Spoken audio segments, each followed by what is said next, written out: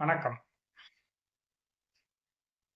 திருமந்திர தொடரில் வேத சிறப்பினை பற்றி பார்த்து கொண்டு வருகிறோம். அதில் 4வது பாடல். இந்த 4வது பாடல் எதை சொல்கிறது என்றால், இறைவனை அடைவதற்கு பலவிதமான வழிமுறைகள் இருந்தாலும் எந்த வழிமுறையை வேண்டுமென்றாலும் பின்பற்றலாம்.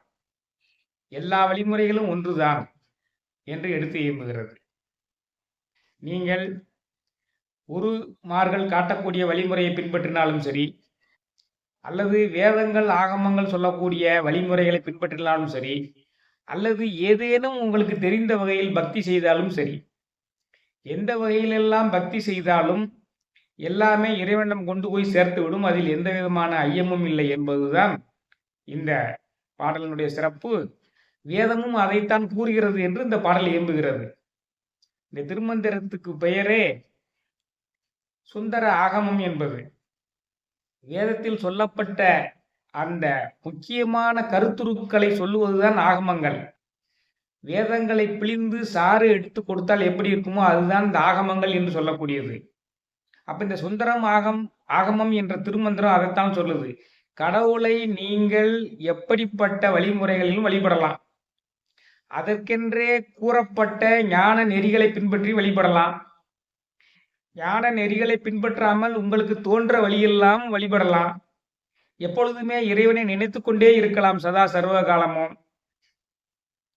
எந்த விதமான குறிப்பிட்ட நெறிமுறைகளும் கிடையாது. உங்களுடைய ஞான குரு காட்டக்கூடிய அந்த வழிமுறைகளின்படி உடம்பில் ஒளியாக உள்ள இறைவனையும் தேடிக்கொண்டிருக்கலாம்.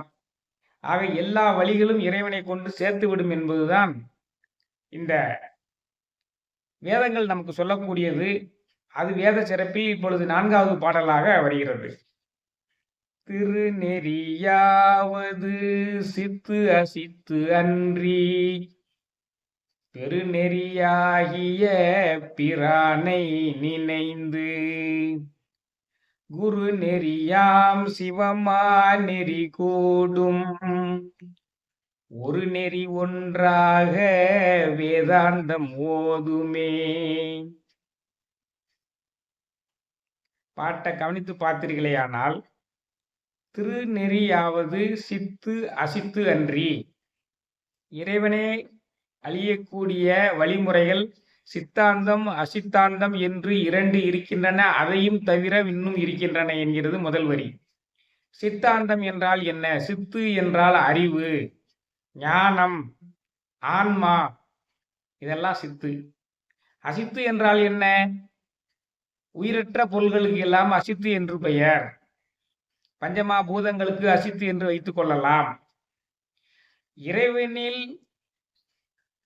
இறைவன் உயிரினில் ஆன்மாவாக இருக்கிறான் என்பதை உணர்ந்து அந்த ஆன்மாவை தேடும் முயற்சியில், அந்த ஆன்மாவை இறைவனிடம் சேர்க்கும் முயற்சியில் ஈடுபடுவதுதான் சித்தாந்த நெறிமுறை. அதை தவிர இறைவன் எல்லா இடங்களிலும் இருக்கிறான். பஞ்சமா பூதங்கள் இருக்கிறான்.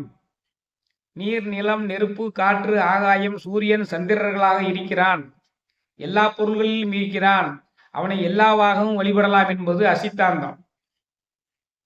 இந்த 2 முறைகளை தவிர வேற முறைகளும் இருக்கிறது. சித்தாந்த நெறிமுறைகள் என்றால் என்ன? பரமாத்மாவிலிருந்து பிறந்தது ஜீவாத்மா. அந்த ஜீவாத்மா இந்த உடலுடன் பற்று என்ற தலையினால் கட்டப்பட்டிருக்கிறது. பற்று என்ற தலையை அறுத்து சிவயனம என என்று சொல்லிக் கொண்டிருந்து சிந்திக் கொண்டிருந்து அந்த பற்று என்ற தலையை அறுத்து விட்டால் அந்த பசு என்ற ஆன்மா பதியிடம் போய் சேர்ந்து விடும் என்பதுதான் சித்தாந்தம். சைவ சித்தாந்தம் அதுதான். அதில் இறைவனை அடைவதற்கு நிறைய வழிமுறைகள் இருக்கின்றன. சர்புத்திர மார்க்கம், சகமார்க்கம், தாசமார்க்கம், சன்மார்க்கம், இந்த முறையெல்லாம் இருக்கின்றன. சரியை, கிரியை, யோகம், ஞானம் என்ற வழிமுறைகள் இருக்கின்றன. இப்படி நூலோர்கள் காட்டிய, அறநெறி செல்வர்கள் காட்டிய வழிமுறைப்படி இறைவனை அறியலாம். அது சித்தாந்தம். அறநெறி கூறாத உங்களுக்கு தோன்றிய வழியிலெல்லாம் இறைவனை உணர முற்படலாம். அது அசித்தாந்தம். ஒரு நாயனார் அபிடேகம் செய்வதற்காக வாயினில் நீரை கொண்டு வந்து அபிடேகம் செய்தார். அது எச்சில் தானே என்று அவர் அறியவில்லை. பக்தி தான் அவர் கண்ணை மறைத்தது. அதை போல பன்றிக்கரியை வைத்து ஒரு நாயனார் இறைவனுக்கு படைத்தார். இறைவனே அன்பு உருவானவன் என்பது அவர் தெரியவில்லை. அவருடைய உணவு பழக்கத்தின்படி அவர் சாப்பிடக்கூடியதை படைத்தார். இதெல்லாம் அசித்தாந்தம். அதாவது உங்களுக்கு தோன்றக்கூடிய வழிமுறைகள் எல்லாம் பக்தி செய்யலாம். அது அசித்தாந்தம்ங்க. முன்னோர்கள் காட்டிய வழிமுறைகள்படி, அறநெறி செல்வர்கள் காட்டிய வழிமுறைப்படி இறைவனை தேட முயற்சி செய்வது சித்தாந்தம். இவைகளை தவிர இந்த சித்தாந்தம் அசித்தாந்தம் என்று 2 வழிமுறைகள் இப்ப சொல்லியிருக்கேன். இதை தவிர பெருநெறியாகிய பிரானை நினைந்து குருநெறியாம் சிவ மாநெறி கூடும் ஒரு நெறி ஒன்றாக வேதாந்தம் ஓதுமே. இதை தவிர பெருநெறியாகிய பிரானை நினைந்து எப்பொழுதுமே இறைவனை நினைத்து கொண்டிருப்பதும் இறைவனை அடையக்கூடிய ஒரு வழி. சித்தாந்தம் அசித்தாந்தம் என்பது ஒரு வழி. எப்பொழுதுமே சதா சர்வகாலமும் இறைவனை நினைத்து கொண்டிருப்பது ஒரு வழி. அப்போ 3 வழி ஆகிப்போச்சு இது வரைக்கும். சதா சர்வகாலம் இறைவனை நினைத்து கொண்டிருப்பது எப்படி? பழக பழக அது உங்களுக்கு வந்துவிடும். நான் பெற்ற இன்ப பெருகை வையகம் வான் பற்றி நின்ற மறைபொருள் சொல்லின் ஊன் பற்றி நின்ற உணர்வு மந்திரம் தான் பற்ற பற்ற தலைப்படும் தானே. அப்ப எப்பொழுதுமே இறைவனை நினைத்துக் கொண்டிருப்பதை நீ பழகி கொண்டால் அது தான் பற்ற பற்ற வந்துவிடும் அப்படின்னு சொல்றாரு. உட்காரும் போதும் சிவைய நம, எழுந்திருக்கும் போதும் சிவயமக, நீர் அருந்தும் போதும் சிவைய நம, உண்ணும் போதும் சிவைய நம என்று நீங்கள் சொல்லிக்கொண்டே இருந்தீர்களே. ஆனால் நீராடும் போதும் சிவைய நம, உங்களுடைய வேலைகளை எல்லாம் செய்யும் பொழுதும் சிவைய நம என்று சொல்லிக் கொண்டிருந்தால் அதான் பெருநெறியாகிய பிராணனை நினைத்து இறைவனை அடையக்கூடிய வழிமுறை. வேற எதுவுமே உங்களுக்கு தெரிய வேண்டியதில்லை. வேதங்களை அறிய வேண்டியதில்லை, ஆகமங்களை அறிய வேண்டியதில்லை, சடங்குகளை செய்ய வேண்டியதில்லை, மந்திரங்களை உபாடனை செய்ய வேண்டியதில்லை. இறைவனை நெஞ்சார நினைத்து கொண்டிருந்தால் அதுவே போதும். அதுவும் ஒரு சிறந்த வழிதான். அடுத்து குரு நெறியாம் சிவமா நெறி கூடும் ஒரு நெறி. குரு இருக்கிறாரே, நீங்கள் பக்தி செய்யும் பொழுது குருவே ஞான குருவாக, இறைவனே ஞான குருவாக வந்து வெளிப்படுவான். இறைவனே ஞான குருவாக வந்து உங்களை அருட்பாதையில் அழித்து சென்று நேரடியாக சிவலோகம் கொண்டு சேர்க்கக்கூடிய பணியை செய்வான்.